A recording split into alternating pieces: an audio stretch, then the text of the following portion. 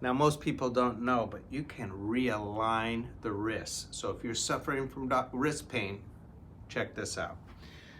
Most people are on their mouse or they're doing physical work and they'll stress out a lot of the joints. There is 8 little bones in here called the carpal tunnel, and you can see the tunnel right there. That's where it looks like, right in there.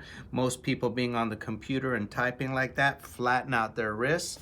So we want to set that.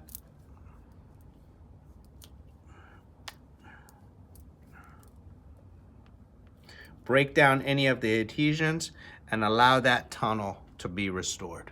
Thanks for joining me.